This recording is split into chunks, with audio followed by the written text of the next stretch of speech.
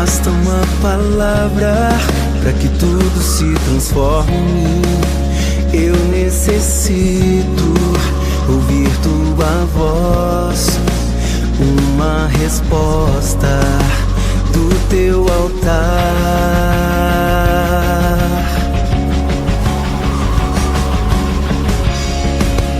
Muitas palavras eu sei não vão determinar o meu milagre ou onde eu posso chegar. Apenas uma palavra do teu coração.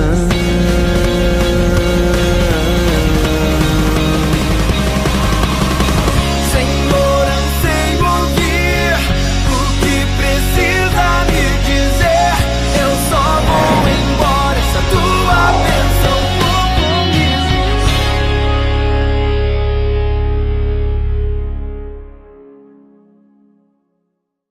Essa é uma pequena demonstração que me confrontou muito essa semana. Sei que nós vivemos num país em que nada que nós fazemos para Deus tem uma consequência. No máximo você será criticado ou de alguma forma excluído entre as pessoas. E às vezes temos toda a liberdade, temos todas as facilidades do mundo e não temos um coração como o desses irmãos. Essas pessoas, elas estão sofrendo tudo isso ao redor do mundo porque simplesmente decidiram sustentar o testemunho, decidiram viver para Deus, porque decidiram vir num culto como esse. E às vezes irmãos que nós temos aqui, tendo toda a liberdade, não valorizam aquilo que nós fazemos. Eu queria introduzir hoje falando de algo muito sério que nós percebemos no meio dos jovens da nossa igreja. Não da nossa igreja, mas de modo geral. Abra sua Bíblia, Tiago capítulo 4, versículo 7.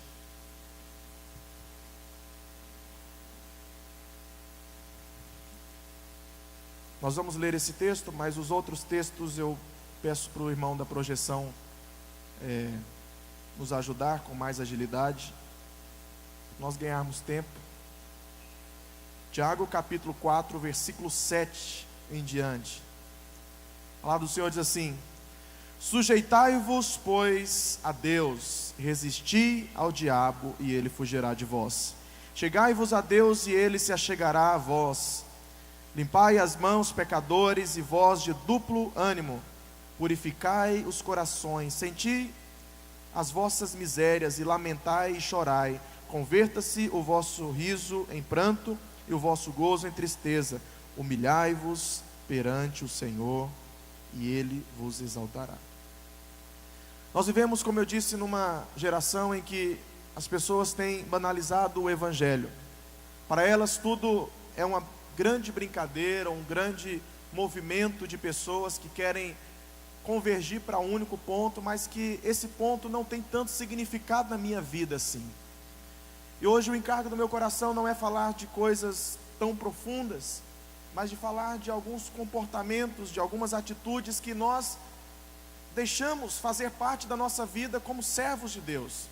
E a Bíblia diz aqui, Tiago fala claramente qual tem sido o grande mal, qual tem sido a grande dificuldade dos jovens nos nossos dias. Tem sido vencer os ataques do diabo. Muitos têm aceitado viver um evangelho barato porque têm vivido a partir de mentiras que o diabo tem lançado na mente. E o texto no versículo 7 diz assim: sujeitai-vos, pois, a Deus e resisti o diabo, e ele fugirá de vós. Então o inimigo, ele envia resistências espirituais. Ele vai levantar meios de roubar a sua atenção. Ele vai levantar meios de distrair você do propósito pelo qual ele te chamou. E essas mentiras, na verdade, essas armas que o diabo usa, elas estão revestidas através de mentiras. Mentiras, a Bíblia diz que o diabo é o pai da mentira. Quero ler para você lá em João capítulo 8, versículo 44, que diz assim: vós tendes por pai ao diabo, e quereis satisfazer os desejos do vosso pai. Ele foi homicida desde o princípio e não se firmou na verdade, porque não há verdade nele. Quando ele profere mentira, fala do que lhe é próprio, porque é mentiroso e pai da mentira. Então, em geral, a maneira como o diabo vai agir é lançando mentiras na nossa mente. Fala para o seu vizinho assim: o diabo vai agir na sua vida, lançando mentiras. Essa é a principal estratégia que o diabo usa. Ele não vai aparecer para você de forma, aquela forma que nós enxergamos aí nos teatros que fazemos no encontro. O diabo jamais aparecerá dessa forma. Ele tem toda a sua estratégia para nos seduzir a viver um evangelho, viver uma vida para Deus superficial. Então preste atenção, a forma como o diabo vai lançar mentiras na nossa mente não é na terceira pessoa. Ele vai lançar mentiras na sua mente na primeira pessoa. Ele vai te levar a falar coisas como se fosse você falando. Por exemplo: nossa, eu não estou com vontade de ir nesse culto hoje. Foi uma palavra que o diabo lançou na sua mente. Eu estou nesse propósito de oração aí, intensificar a oração com os irmãos, mas não estou com vontade hoje, eu não vou orar. São mentiras que o diabo vai lançando na nossa mente. Então ele age dessa forma, ele sopra mentiras, ele sopra pensamento, ele sopra afirmações. Essas mentiras, elas vão, com o passar do tempo, fazendo parte do nosso comportamento. Muitos irmãos que um dia já foram fortes, já foram para valer em Deus, mas hoje estão totalmente desestabilizados, não conseguem mais fazer nada para Deus. Oração é um sacrifício, a oração é um fardo. Participar de uma célula tem sido uma eventualidade da vida. Vir para um culto como esse, ele precisa ser quase evangelizado de novo para vir no culto. Você já viu gente que precisa ser evangelizado para ele se converter toda semana para ele vir no culto ou para a célula? Tem gente assim na sua célula? O irmão, ele é da célula, mas ele precisa receber Jesus toda semana para ele ser renovado, para ele ter uma experiência diferente com Deus, assim, para ele ter ânimo para ir para a célula. Aí toda vez você tem que preparar uma palavra para visitar o irmão. Meu Deus, misericórdia. Ou seja, são pessoas que são escravizadas, pessoas que foram totalmente influenciadas por mentiras que o diabo lançou na mente. E eu quero falar hoje a respeito dessas mentiras que são comuns, e com certeza você vai identificar com alguma delas. E essa é uma noite que nós vamos orar repreendendo todas as falácias do diabo na nossa mente, porque Deus tem um propósito grande para essa cidade, irmãos. Sabe, esses irmãos que nós acabamos de ver nesse vídeo são pessoas que têm ido até as últimas consequências. E não estou dando um testemunho aqui apenas verbal, você viu ali as cenas. São pessoas que, por confessarem a Jesus, estão indo até a morte. E nós temos a oportunidade hoje de pregar o evangelho e de impactar essa cidade. Mas às vezes o diabo, ele lança essas mentiras para nos afastar do propósito de Deus. Então a primeira mentira que nós podemos perceber que o diabo lança na nossa mente, e que essas mentiras acabam se tornando desculpas, que você ouve comumente aí entre os irmãos. Primeira mentira: eu não tenho tempo. É muito comum você ver pessoas no nosso meio falando: pastor, está corrida a minha vida, eu estou trabalhando agora estou estudando, trabalhando, e está difícil participar das coisas, eu estou chegando cansado em casa, não consigo orar. Aí, com o passar do tempo, você vai assumindo essa mentira como se fosse uma verdade na sua vida. Realmente eu não tenho tempo, realmente a minha vida está muito corrida. A minha rotina mudou, não dá mais para eu ser como eu era antes, não dá mais para eu ser como eu fazia antigamente. Antigamente eu participava da vigília, eu visitava os irmãos, mas agora a minha rotina mudou, não dá mais para fazer tudo como eu fazia antes. Essa é uma mentira que o diabo tem lançado na mente de muitas pessoas. Mas lá em Mateus 16, 26 diz assim: pois que aproveita o homem ganhar o mundo inteiro se perder a sua alma? Ou que dará o homem em recompensa da sua alma? Então, eu falo para você, o que adianta você se envolver com tantas coisas dessa vida? O que adianta você trabalhar e ocupar o seu tempo inteiro? Tem gente, irmãos, que ele consegue ocupar o tempo inteiro, literalmente. E eu vou te falar, tem gente que ocupa o seu tempo fazendo nada. Você já viu gente que é assim? O tempo todo você fala com ele: não tenho tempo, não vai dar, eu estou ocupado. Mas você vai resumir a vida dele, o que ele produziu nesse tempo todo de ocupação? Nada. Já viu gente? Às vezes é nós mesmos que somos assim. Nós gastamos, nós perdemos tempo fazendo nada.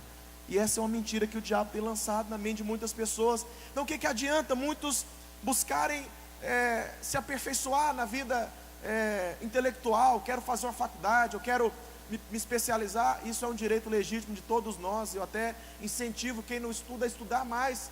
Mas deixa eu falar, isso não pode se tornar uma desculpa para você ser negligente na obra de Deus.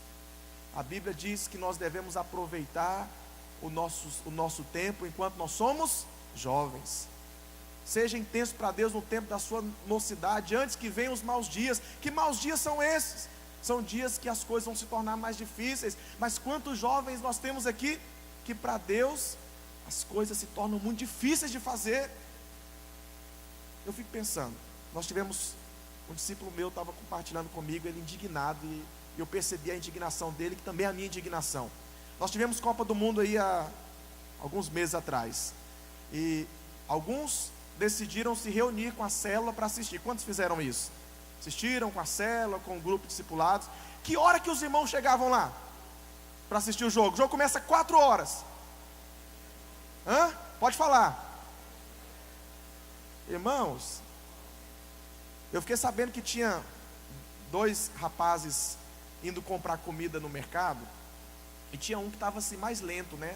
Ele não queria, ele não estava com tanta pressa para assistir o jogo. Ele foi fazendo as compras, ele foi comprando as coisas para ele mesmo, aí ficou olhando ali. O outro ficou tão desesperado que ele agarrou pela camiseta e foi arrastando o outro assim. Vamos, o jogo vai começar. E olha que essa pessoa que estava arrastando, ele é uma das pessoas mais descompromissadas com a célula. Aí que horas, a célula marcada para, alguns estão fazendo 6, outros estão fazendo 6:30. A célula marcou para 6, que hora que os irmãos chegam? Pode falar, gente, expõe, agora é hora de expor. 7 horas. Agora você vai falar assim, está repreendido em nome de Jesus. Agora coloca a mão na sua cabeça e fala assim, está repreendido na minha vida.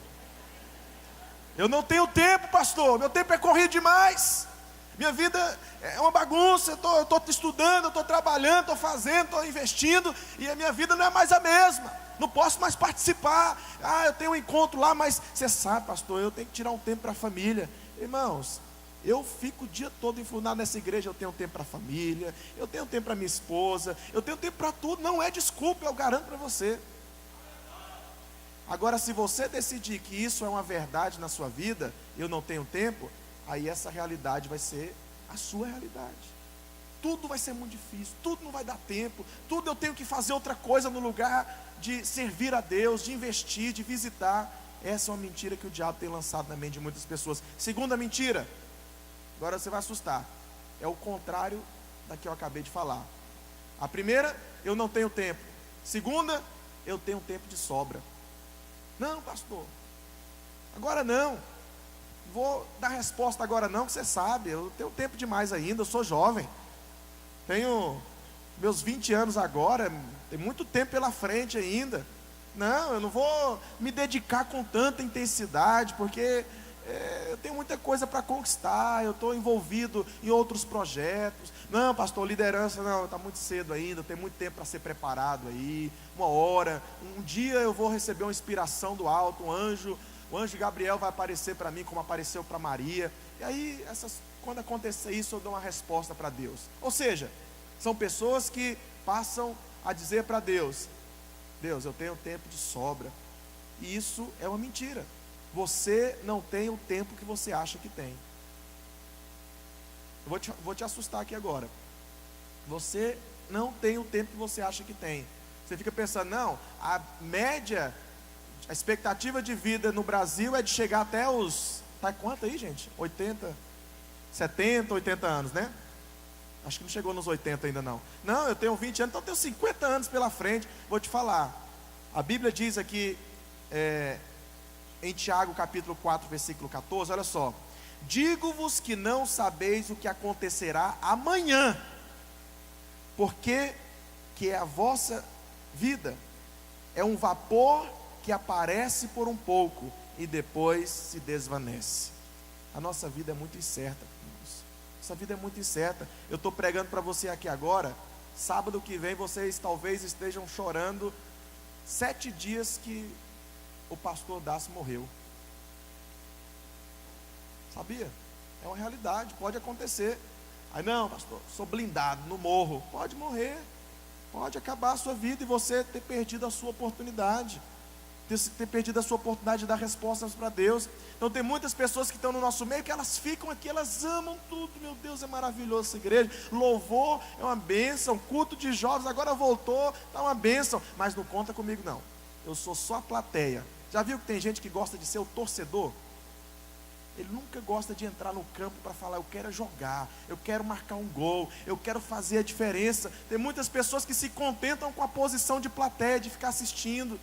Não, uma hora eu entro no jogo, uma hora eu participo. Mas Deus tem te chamado hoje. O nosso tempo não é amanhã, o nosso tempo não foi ontem. A nossa oportunidade, a resposta para Deus é hoje. Então a mentira que o diabo tem lançado na mente de alguns aqui é exatamente essa: espera mais um pouco, pega um fôlego aí, depois você se envolve, depois você lidera, depois você trabalha, depois você faz a obra de Deus. A Bíblia diz que nós devemos ser sempre abundantes na obra do Senhor. Sabe, abundância é você dar o seu melhor enquanto há tempo. Olha, irmãos, nós temos aí uma faixa de 80% da nossa igreja que não faz absolutamente nada para Deus, sabia? Não se assusta não, que é verdade. Esse culto aqui está razoavelmente cheio, mas se nós fôssemos mobilizar toda a nossa rede de jovens aqui do centro, esse espaço aqui não seria suficiente, eu garanto para você. Onde que estão essas pessoas agora? Será que o valor delas não tem sido as coisas desse mundo? Porque, na verdade, a mentira, ela foi absorvida, ela se tornou uma realidade. Eu tenho tempo demais, um dia eu respondo a Deus, um dia eu faço, um dia eu dou o meu melhor. Isso é uma mentira. Terceira mentira que o diabo lança: ninguém está me vendo. Essa é uma mentira também muito comum, muito comum. Ninguém está me vendo, pastor. Ninguém está me vendo aqui na frente desse computador. Ninguém está me vendo aqui nesse celular mexendo na hora do culto. A luz está apagada, pastor. Ninguém me vê. Essa é a mentira que às vezes acontece. Aí a vida cristã vai perdendo o seu sentido. Você acha que ninguém está te observando, você acha que servir a Deus é uma coisa muito individual, muito particular. Mas deixa eu falar para você, servir a Deus é algo sério. Servir a Deus é algo sério. Por mais que não estejam pessoas do seu lado, a Bíblia diz que o Senhor, os olhos do Senhor passam por toda a terra, e Ele pode enxergar você que está às vezes vivendo uma vida na prática do pecado. Eu vou te falar, Deus não compactua com a vida pecaminosa. Tem muitas pessoas aqui que hoje, infelizmente, estão escravizadas na pornografia. Não conseguem vencer, não conseguem sair. Basta ficar na frente de um computador, ele é seduzido por aquele ambiente, e ele acaba cedendo e pecando. Essa semana, 2 semanas atrás, aconteceu um episódio triste. Um dos discipuladores da nossa igreja pediu para o pastor de rede, falou: pastor, abre o meu e-mail aí, que o documento que eu disse que ia te passar está lá no e-mail, você pode acessar. E o pastor abriu o e-mail e percebeu que o e-mail assim tinha alguns conteúdos assim estranhos, né? E ele foi, na tentativa de investigar um pouco mais a situação, ele clicou na primeira parte do histórico do computador do irmão, do discipulador. Já havia mais de meses que ele acessava pornografia todo santo dia. Ele acessava mais do que lia a Bíblia, mais pornografia do que Bíblia. Olha, eu vou te falar, às vezes nós achamos que os olhos dos homens não alcançam, mas os olhos de Deus penetram em todos os lugares. Você pode ser a pessoa mais oculta do mundo, mas Deus, Ele está vendo a sua realidade, e é essa visão que importa. Não importa a visão do pastor, não importa a visão do irmão que vive do seu lado, a opinião e a visão que importa é a opinião e a visão de Deus em relação a você. Se você tem se preocupado mais com a visão das pessoas, vou te falar, você está enganado, você está no lugar errado. Aqui nós estamos buscando agradar o coração de Deus e perceber a vontade de Deus, amém? Então essas são as 3 primeiras mentiras que o diabo tem lançado. A quarta mentira que nós percebemos aqui: Deus sabe que eu sou assim, Ele que me fez assim. Essa é uma quarta mentira que muitos decidem absorver. Não, pastor, eu sou assim mesmo, nasci desse jeito, eu não vou mudar não, já tentei de várias formas, eu tenho lutado, mas não dá certo não. Eu sou nervoso, eu brigo mesmo, eu estouro mesmo. Antigamente tinha um irmão aqui no nosso meio que não podia nem triscar nele direito. Ele já estava assim armado o tempo todo, ele já estava na defensiva. Se você falava um bom dia, ele: por que você está me dando bom dia? O dia está bom para mim não.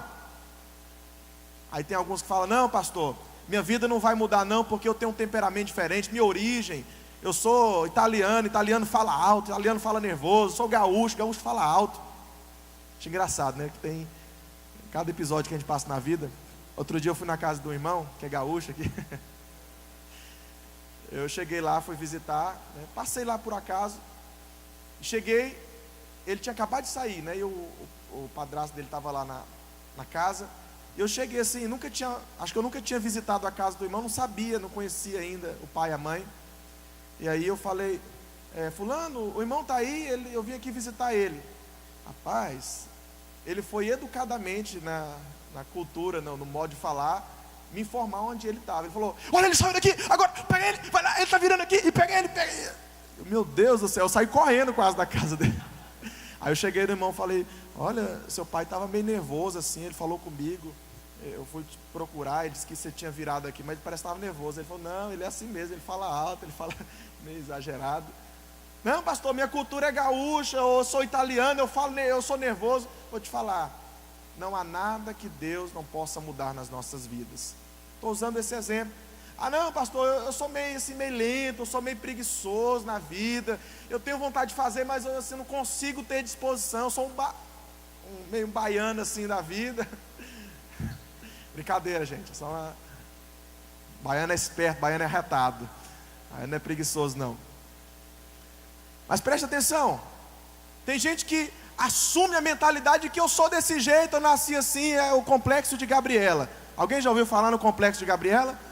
Eu nasci assim, eu cresci assim, você sempre assim? Gabriela.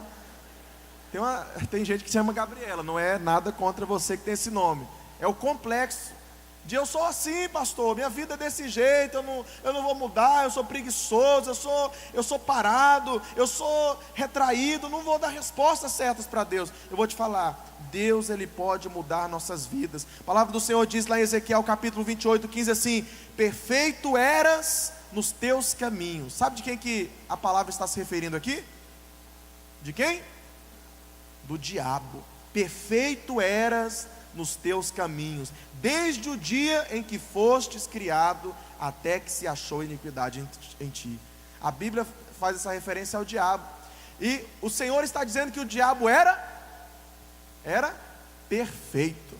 Irmãos, até o diabo não foi criado para ser diabo. Alguns pensam que o diabo existe da mesma forma como Deus existe.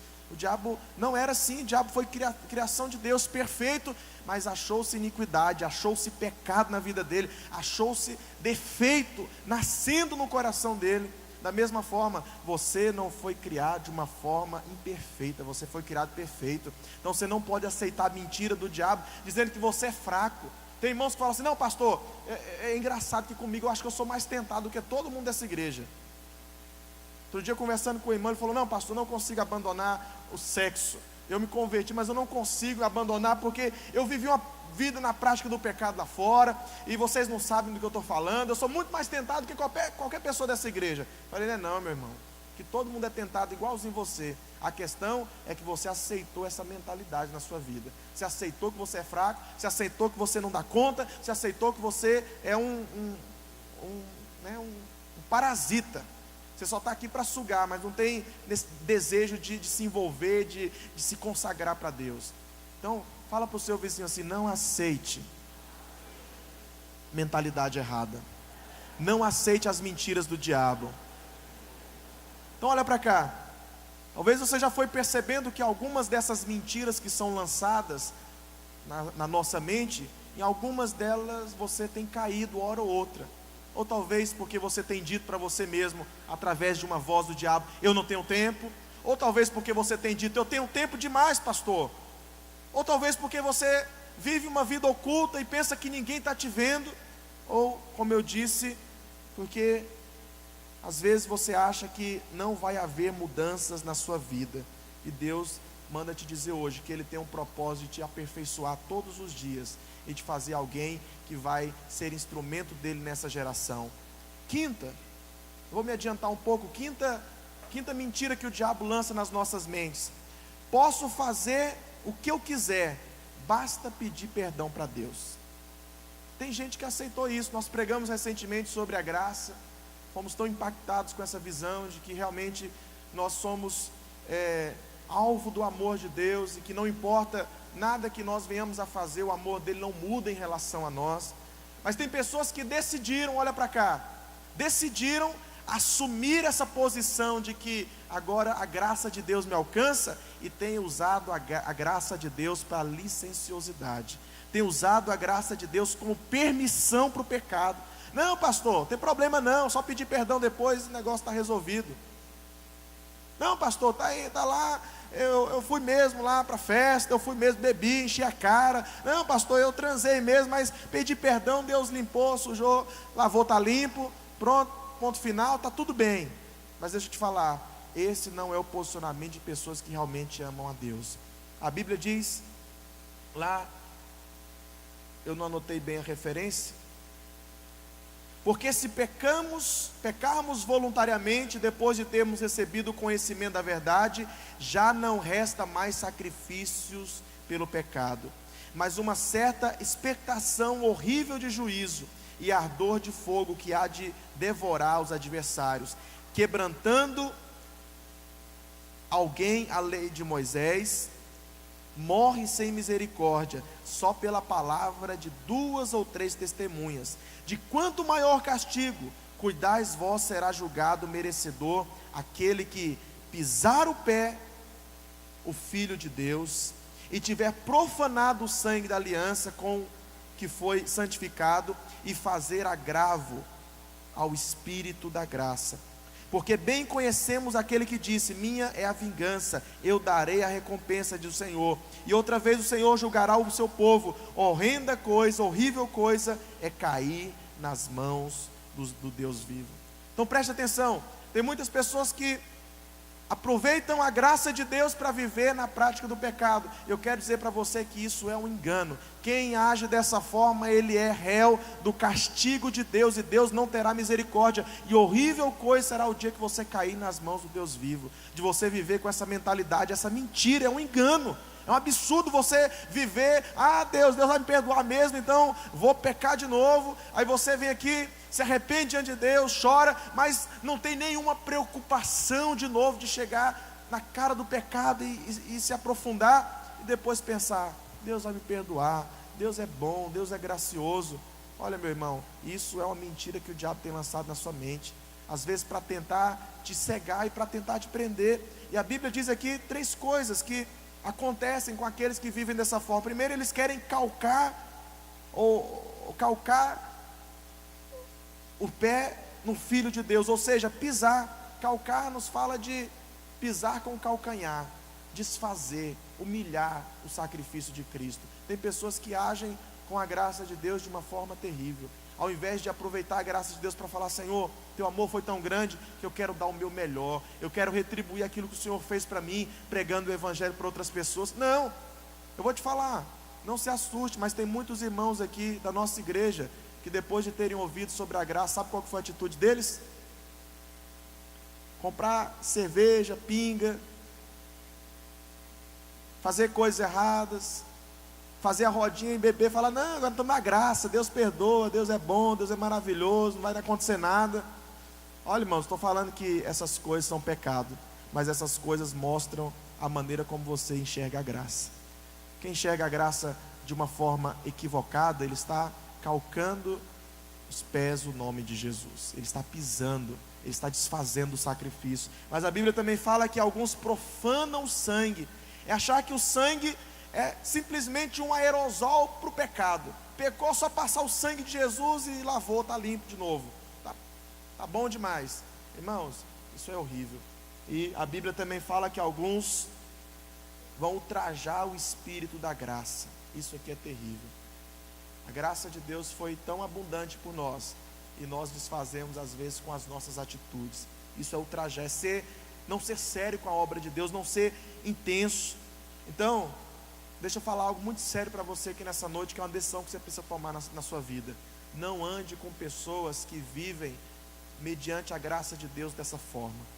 Não ande com pessoas que têm uma mentalidade que a graça de Deus é uma permissão para o pecado. Se essa pessoa tem andado perto de você, ou você influencia ela, ou você sai de perto dela, porque senão você vai cair num buraco terrível. A Bíblia mesmo diz, não sou eu, olha só o que diz aqui: o Senhor julgará o seu povo, e horrível coisa é cair nas mãos do Deus vivo. Fala para o seu vizinho, horrível coisa. Horrível, né? Horrível mesmo é cair nas mãos do Deus vivo. Sexta mentira que aparece para nós frequentemente: se as minhas intenções são boas, então está tudo bem. Se eu estou com vontade de fazer para Deus, então é válido. Mas se eu não estou com vontade, então eu não vou fazer. Eu não vou fazer para Deus porque fazer sem vontade não é algo que agrada o coração de Deus. Aí tem alguns que falam assim: não, eu fiz, o pastor falou para fazer de um jeito, mas eu senti de fazer diferente, ou eu fiz de uma forma errada, eu fiz de uma forma como eu achei melhor. Irmãos, nem tudo aquilo que é fruto de boa intenção é o que agrada a Deus. Nem tudo aquilo que você faz pensando que, não, mas eu fiz com todo o meu coração, eu fiz com toda a minha intensidade. É claro que quando você faz com intensidade, quando você faz com coração, é muito melhor. Mas esse não é o único critério para você fazer algo para Deus. Fazer algo para Deus demanda obediência da palavra. Quantos podem dizer amém? A Bíblia diz que certa vez Davi foi resgatar a Arca da Aliança, e ele, trazendo a Arca da Aliança, era uma boa intenção, trazer a presença de Deus novamente para entre o povo de Israel. Mas a Bíblia diz que no meio desse percurso, ele não obedeceu os critérios de Deus. Ele foi carregando aquela arca nas costas de alguns bois, e de repente o boi tropeçou, e a arca rolou e caiu. O que aconteceu? Um dos servos, chamado Uzá, ele foi tentar ajudar a segurar a arca. Sabe o que aconteceu com ele? Ele foi carbonizado, ele foi fritado na hora. A Bíblia diz que ele virou pó. Sabe quando você vê aquelas cenas de alguém que cai de avião, e você vê que ele fica só aquele esqueletinho queimado? Pois é, aconteceu isso com Uzá, porque ele teve a boa intenção de ajudar Deus, de ajudar a segurar a Arca da Aliança. Deixa eu falar, boas intenções, como diz o ditado, o inferno está cheio. O inferno está cheio de gente com boa intenção, mas o Senhor procura aqueles que, além de quererem fazer com todo o coração, querem também obedecer a palavra, querem saber o que o Senhor diz. Isso é o padrão de Deus para nós. E sétima mentira, já estou encerrando: a maioria das pessoas estão fazendo, então não tem problema eu fazer também. Fala assim, fala Deus, na minha vida também. Se todo mundo está fazendo, pastor, o que tem eu fazer também? Não, pastor, mas o fulano ali, vocês ficam falando de fazer corte aí, mas o fulano ali fez a corte assim, que nem parecia corte, era um namoro, era um trem assim estranho, então eu vou fazer daquele jeito também lá, porque todo mundo está fazendo. Olha, irmãos, se você quer fazer parte do todo mundo está fazendo, vou te falar, se você quer saber se algo está errado, algo está fora do padrão de Deus, é se todo mundo está fazendo. Se todo mundo está fazendo e todo mundo está achando bom fazer, porque o negócio não está muito bom assim. Agora, se você quer respeitar, quer buscar a vontade de Deus, então anula todos os seus referenciais negativos e se apega àquilo que a palavra do Senhor está dizendo. Olha só o que Êxodo capítulo 23, versículo 2 diz: não seguirás a multidão para fazeres o mal, nem numa demanda falarás, tomando parte com a maioria para torcer o direito. Achei engraçado, ouvindo os irmãos esse tempo de política, o pessoal fica com os nervos à flor da pele, né? Política, vamos votar fulano, ciclano, e tem vezes que dá até briga, né? Outro dia os irmãos conversando por causa de um candidato, irmãos, não está ganhando nada para isso, quase que sai no murro. Não, irmão, sair no murro por causa de Dímio e Aécio, aí o padrão caiu assim lá no inferno quase, né? De discutir assim, quase que sair de gladiar por causa de Aécio e Dilma, é terrível. Então tem gente que fica esquentado. E aconteceu algo comigo assim, o irmão fez uma crítica, eu falei: olha, irmãos, meus candidatos, nenhum ganhou. Alguém aconteceu assim também? Os que você votou, nenhum ganhou, nenhum assim, bem para falar. Olha que são 5, irmãos. As possibilidades são grandes, mas para mim nenhum ganhou. Nenhum. Nem vereador não, deputado federal, estadual, governador, nenhum ganhou. Olha, irmãos, e o que acontece? Quando você ouve as pessoas falando que vão votar, não, vou votar nesse aí não, esse aí não ganha não, pastor. Alguém já ouviu isso? Ou alguém já falou isso? Não, voto nesse aí não, que esse aí não ganha de jeito nenhum. Não voto naquele fulano ali não, porque não vai ganhar não, nem adianta, vou dar meu voto porque vai ganhar. Olha só onde que está o seu posicionamento. Seu posicionamento está na maioria, naquilo que vai dar um resultado. Seu voto não é por princípios. Olha, tem muita gente que da mesma forma que faz com a política, faz com a vida cristã também, com a santidade, com a pureza. Ah não, pastor, todo mundo aí não está orando na igreja, não foram orar, não vi ninguém orando lá na igreja, também não vou orar também. Ah, eu não vi ninguém fazendo a corte direito, então não vou fazer. Esse manual que vocês pregam aí, aquele bate-papo que vocês fizeram, falando daquele jeito, nunca vi ninguém vivendo aquilo lá não, então vou até esquecer essa história. Vou te falar, essa é a ruína de muitas pessoas, quererem depositar sua expectativa naquilo que a maioria das pessoas estão falando. Isso é terrível. Então, é um problema. O que aconteceu quando Jesus foi colocado, ele e Barrabás, diante da multidão? E Pilatos falou, escolhe agora aí, multidão. Esse homem chamado Barrabás é um dos criminosos mais terríveis aqui da nossa nação. Matou milhares, fez coisas horríveis. Aqui é Barrabás, isso aqui é Jesus. A única coisa que ele fez foi falar do reino dos céus. E aí, o que vocês querem? Que a multidão falou? Soltem Barrabás, crucifiquem Jesus. Essa é a opinião da maioria. Há um ditado popular aí também que diz que a voz do povo é a voz de Deus. Esse ditado aí eu acho que foi o demônio-chefe lá do inferno, o intelectual mais profundo do inferno que inventou. Só serve para o inferno essa frase. A voz do povo não é voz de Deus não, irmãos. A voz do povo é a voz da ruína. A voz de Deus é a palavra. Só ela é a voz de Deus. Então é ela que nós devemos seguir como padrão. Aí tem gente que fala assim, não pastor, outro dia eu fui questionado. Irmãos, tem gente que é tão esperto, capcioso, que às vezes as perguntas assim deixam a gente na parede, né? Aí o irmão falou, pastor, negócio aí, vocês pregam muito sobre corte, mas onde é que está corte na Bíblia? Me mostra aí onde é que está a palavra corte na Bíblia. Colocou a Bíblia assim na minha cara, né? Aí eu, ai Jesus Cristo, misericórdia. O que eu faço agora? Quase que eu chamo o Chapolin, né? Agora quem poderá me defender? Aí eu falei, na hora, Deus dá umas revelações assim, umas revelitudes da revelidade que surge do além, né? Falei, Deus, e aí? Respirei fundo, pensei. Aí eu fiz outra pergunta para ele. Antes de eu te mostrar onde está a corte, mostra onde está a palavra namoro. Aí o irmão assim foi encolhendo, né? Vamos ver aqui, procurar. Aí na hora Deus já deu um salto assim, agora eu vou te mostrar, as palavras não existem nos termos que nós usamos, mas eu vou te mostrar quem fez corte e quem fez namoro na palavra de Deus. Aí mostrei e falei, está aqui ó, Isaac esperou o tempo certo, em obediência, ouviu seu pai, confessou, falou tudo, abriu seu coração e foi para o casamento em santidade. Está aqui o padrão de Deus, a corte, esperou o tempo certo, não se precipitou no relacionamento. Mas vou te mostrar quem namorou aqui. Fui lá para Sansão que conheceu a mulher mundana, foi se envolvendo. Como que acabou a história dele? Cego, fraco e quase morto. Aí eu falei, pois é, agora pode escolher aí ó. O padrão é esse, a corte é essa e o namoro é esse. Na Bíblia você não vai achar nada. Ou seja, tem pessoas que vivem dessa forma, assumem a mentira, assumem esse posicionamento errado, e essas coisas levam as pessoas para a ruína.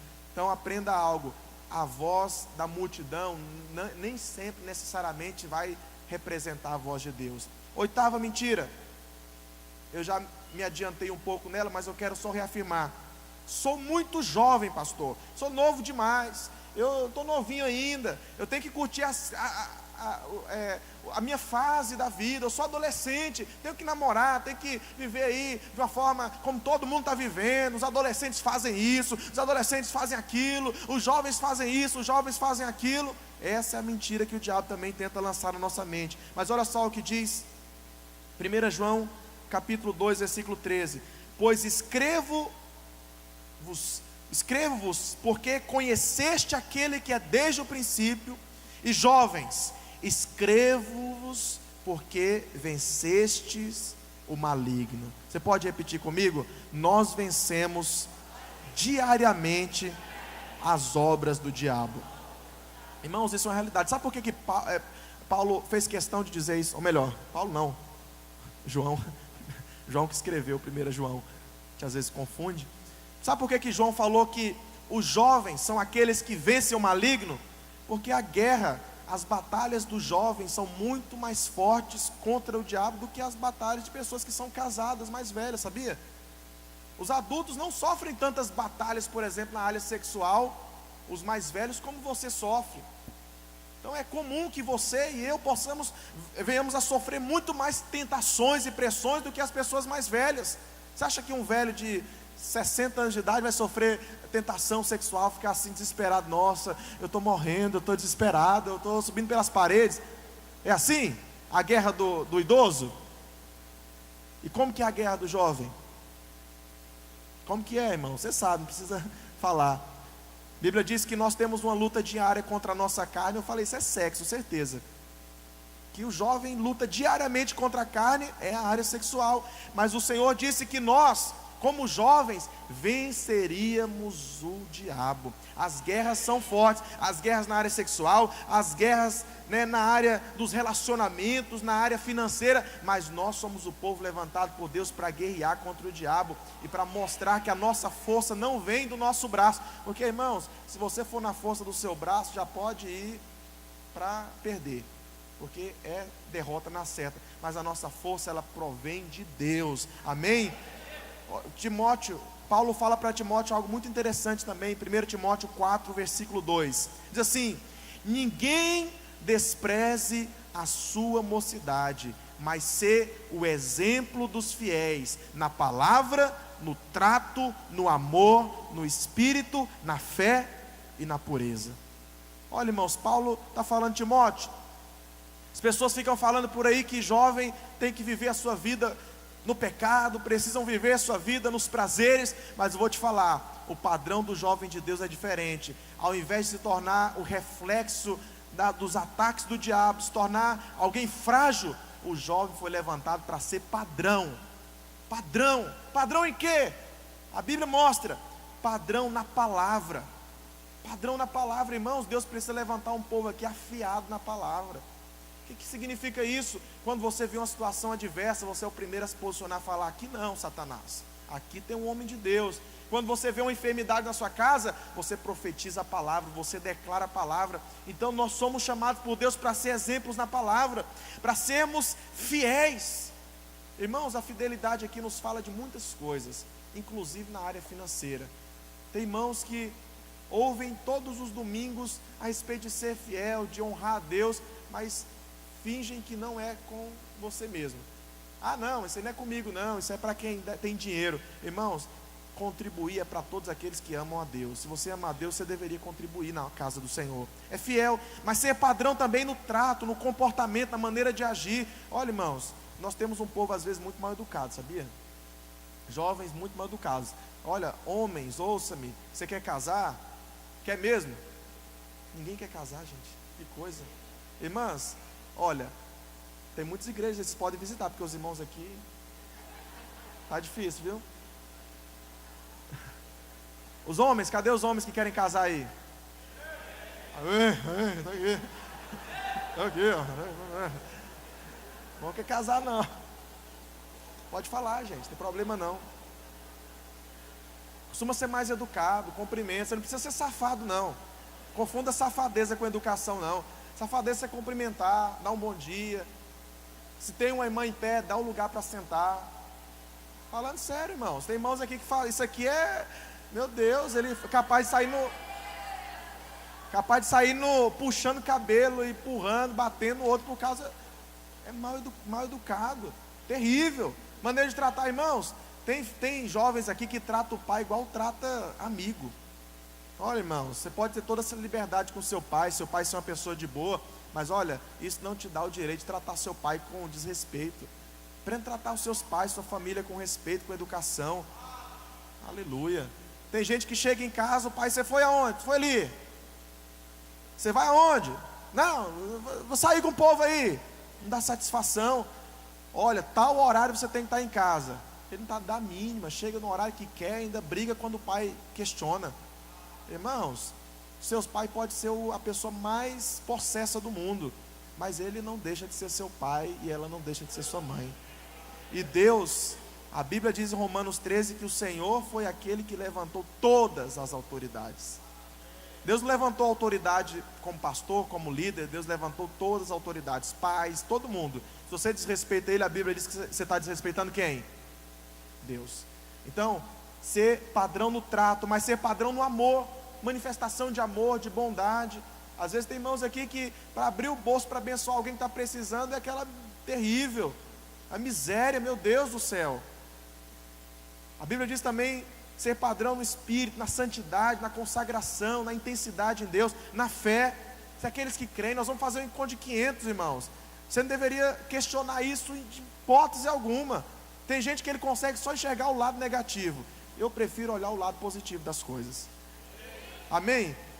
Outro dia uma irmã foi questionada. Ela só conseguia falar coisas positivas. Perguntava assim, como é que está o Brasil? Não, o Brasil está maravilhoso, os lugares são lindos, as pessoas são felizes. Você sabe que tem muitos problemas, né? Poderia ser falado. Não, pois é, como é que está o seu marido lá? O marido era terrível. Não, meu marido é muito bom, meu marido, ele falando das qualidades. Aí a pessoa falou, não é possível. Essa mulher só fala coisa boa, vou falar alguma coisa. Quero ver se ela não vou pegar ela aqui agora. E aí, o que você acha do diabo? Aí ele esperava que ela ia acabar. O diabo é muito persistente, é insistente, ele quando ele pega uma coisa, ele faz para valer, ele vai até o fim. Irmãos, que você tenha essa fé, essa pegada de crer até o fim. Sabe, se você vai fazer alguma coisa, seja como essa mulher, não de atribuir esse valor para o diabo, mas se nós vamos fazer um encontro como esse, vista a camiseta, sonhe como algo que você está totalmente inserido. Amém? Glória a Deus por isso. E também nós somos padrão na pureza, ser santo. Muitas pessoas aí fora estão falando que nós somos radicais demais, nós pregamos uma visão muito radical. Os jovens não precisam sofrer essa penitência terrível, essa corte que corta tudo. A corte corta tudo, corta o beijo, corta aquilo, corta, triscou, corta, que pegou fogo. Irmãos, nós vivemos a santidade, a pureza, nós queremos agradar a Deus. A Bíblia diz que nós somos chamados para ser padrão, santo, ser padrão de Deus. Padrão é ser padrão em tudo. Amém? Mentira que o diabo também lança, a nona: sou velho demais, meu Deus, já passei da idade. Essa velhice aqui, eu não falo só de uma velhice natural, de chegar lá na casa dos 50 anos, mas a velhice também na obra. Tem muita gente que fala assim: pastor, será que meu tempo não acabou? Pastor, será que eu não já fiz minha parte? Será que eu não já dei demais, já me doei demais? Não chegou o tempo assim de outros assumirem, de outros fazerem? Meu querido, se você tem experiência, se você já foi aprovado, se você já teve resultados, é agora que Deus quer te usar mesmo. Porque agora você se tornou um modelo, alguém que vai influenciar, alguém que vai demonstrar um padrão para outros. A Bíblia diz que para as mulheres mais velhas, que elas ensinem não, já vivi, já criei meus filhos, agora não quero nem saber de trabalho. Eu vou engordar e fazer mais nada da minha vida. Irmãos, a Bíblia diz que a mulher que já tem uma experiência, que ela ensinem as solteiras, as mais novas. Esse princípio se aplica a tudo. Se você já cresceu, já se tornou aprovado em alguma área, agora ensine aqueles que estão começando agora. Tem muitos irmãos aqui que já foram instrumentos de Deus, já chegaram a lugares muito profundo em Deus, que esse seu alcance possa influenciar outros. Amém? E por fim, 10º e último, outra mentira do diabo: não adianta pregar, não adianta falar para eles. O coração deles já decidiu que não quer Deus. Tem muita gente que, em relação ao evangelismo, a pregar o evangelho para os pais, para os irmãos, para as pessoas mais próximas, desistiram literalmente. Desistiram. Ah não, pastor, já falei para meu pai, já falei tudo, mas não acontece nada. Eu vou te falar, a Bíblia diz, Lucas capítulo 1, versículo 13, porque para Deus nada é impossível. Você pode falar mais forte isso? Para Deus nada é? Amém? Então, por que isso é uma mentira? Que a pessoa não vai se converter? Não, pastor, eu falei de tudo. Já falei, já insisti, já arrastei, a pessoa não quer. Sabe por que é uma mentira? Porque não é a pessoa que escolhe a Deus, é Deus que escolhe a pessoa. Enquanto isso for verdade, não existe ninguém na face da terra que o tempo acabou para ela, ou que ela é caso perdido.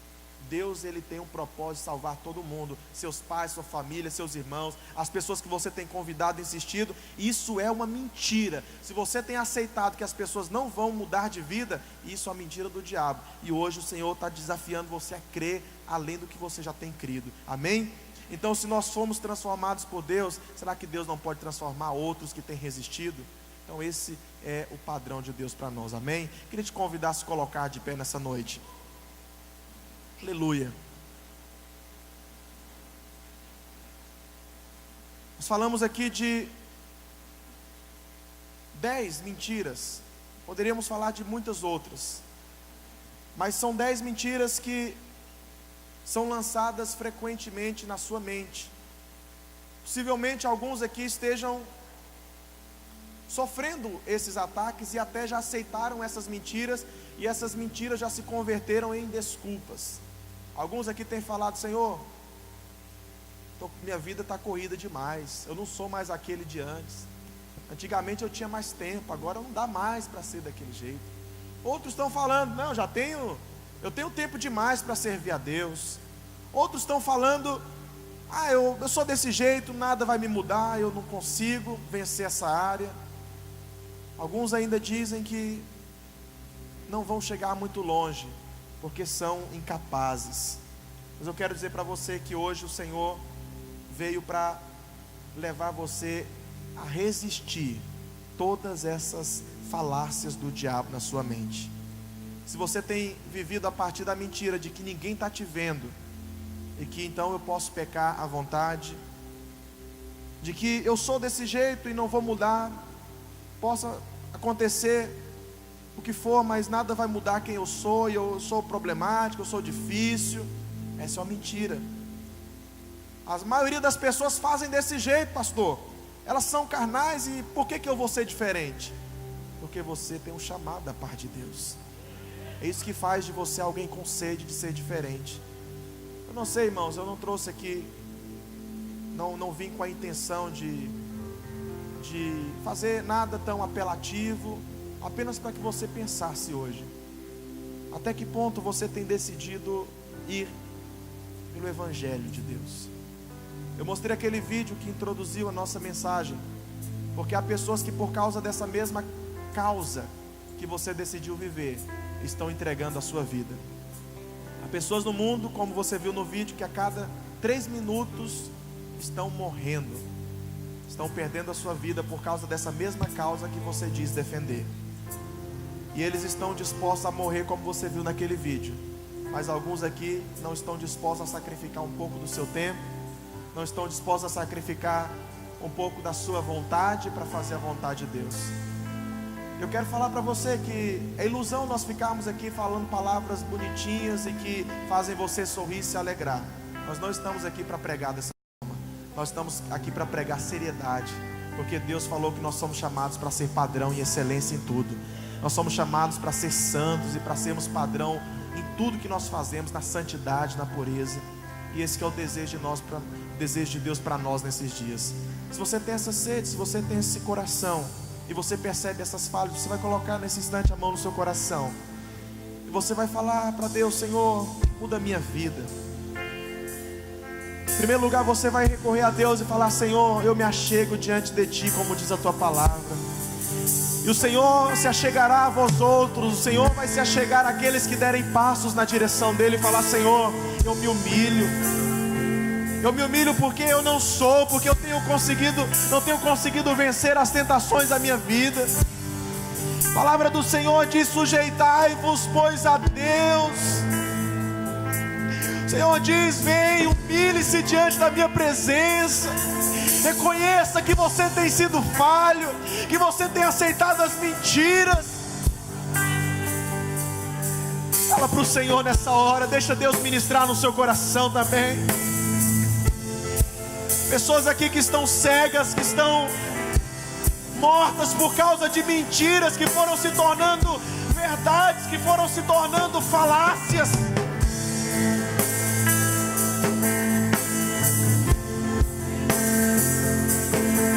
Há pessoas aqui que já decidiram se esconder atrás de desculpas, e essas desculpas foram mentiras que foram lançadas na sua mente pelo diabo.